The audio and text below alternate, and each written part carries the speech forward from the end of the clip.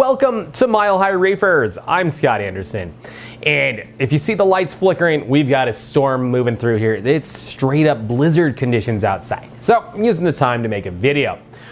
So on my last kind of update style video I made, I told you I was starting to get algae downstairs in the frag tanks and I've been dealing with it. Well, that algae is starting to rear its head upstairs. It's not that bad. It's real thin. It's real patchy, but the growth rate's actually been pretty high up here, and I've got to nip this in the bud before algae takes over. So first, let's talk about what happened, and then I'll tell you about how I'm dealing with it. So about 6 months ago, something happened to my tangs. I noticed that my hybrid black tang started getting HLLE. Now, HLLE is normally a nutrition thing, but I had been feeding my fish what I thought was a really healthy, varied diet. The only thing I needed to do was to try taking the carbon off the system, as that has been linked to HLLE. I've never really believed that as a cause, but hey, what can I lose by trying it? So I pulled my carbon. Now when I pulled my carbon, I also pulled my GFO. I run my carbon and my GFO together. Tumbling GFO is really a pain. It just doesn't tumble very well for a long time. But if you run it mixed with your carbon, it actually works really well. And I have great luck with it. So I pulled my carbon and my GFO at the same time. Also with that, I decided I was tired of biopellets. I've had really good success with biopellets, but I've also had really bad luck with biopellets at the same time. I started using biopellets about day one when I set up my 90-gallon tank, and I've had ultra low nutrient tanks that have ran great with biopellets, and I've also crashed a couple of tanks. This one, the old 90-gallon, has crashed a couple times because of biopellets. What happens is you put your biopellets in, you don't see any results for like a month or two, and then if you've put too many biopellets in, your stony corals just start bleaching out for what appears to be no reason, and they just STN and die quickly. So I've figured out that this was biopellets. It took me a couple of years actually to figure out what the cause was of this mass crash that I would get once in a while. But once I figured out it was biopellets, I'd go really low on biopellets, but I still ended up once in a while having some bleaching from my corals because of too many biopellets. So the cons on biopellets were enough. I thought I'd try to run without them. So I took the biopellets off the system. My problem is I also ran a refugium, but I put my big long spine urchin in my refugium because he was eating my coral, and he ate all the algae in my refugium, which means I also lost my refugium. So really, I didn't have a great nutrient export system.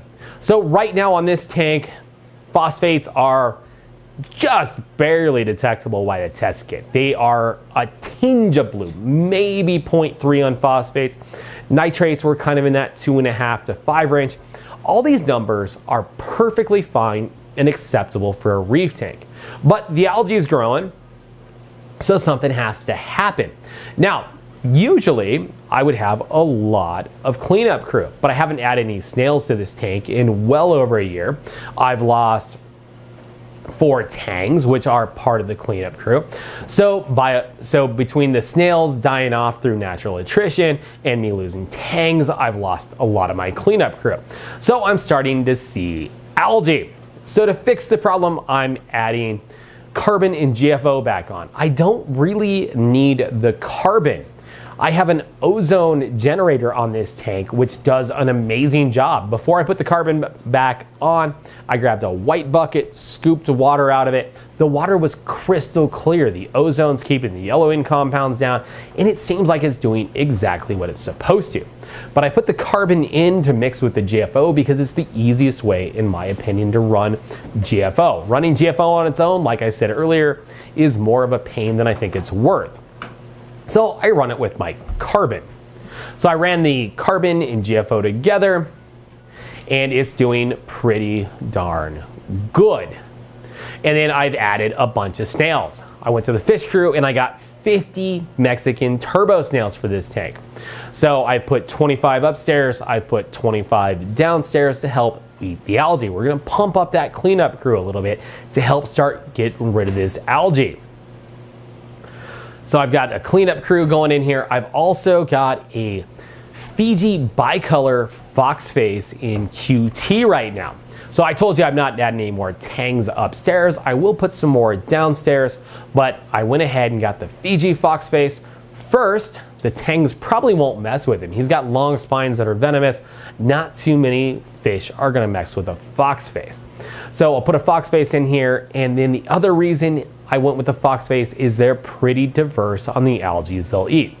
I keep quite a few fox face in my tanks at Aquametic Live because they eat bubble algae and other types of algae that tangs just don't seem to eat. So having a little diversity there helps. The problem with fox face is they can go after your coral.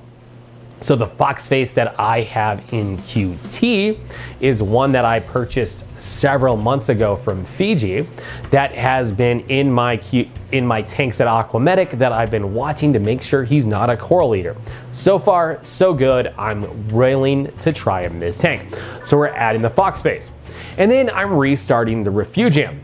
I currently have a TMC algae reactor that I'm testing for PGS Aquatics. So I've got that on the tank. It actually has done a great job so far. I've harvested a bunch of algae. The macro algae I harvested from the reactor, I went ahead and put into my refugium to restart the refugium, and I've moved the long spine urchin out so he can start eating algae elsewhere.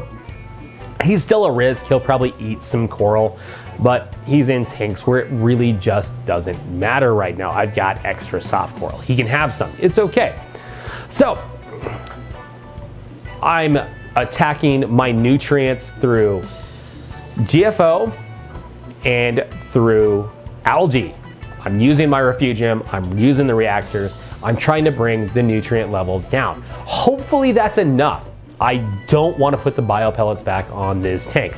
If I have to, I will. They are proven, in my opinion, to work really well, but there's enough risk involved that if I don't have to use them, I don't want to use them. So the proof is going to be in the pudding. Continue watching this channel. If this tank explodes in algae, I failed. If I'm able to beat down the little bit of algae that's in here right now, keep the algae downstairs in the refugium where it's supposed to be, I'm going to call it a great success. Either way, I'm going to beat the problem, but we're going to have to see how much more effort I have to put in this tank to make it happen. So continue watching this channel, and here's Ian to send us out. There's a blizzard outside. Maybe we should call Ozzy. I'm ready for the Blizzard of Oz. Shout!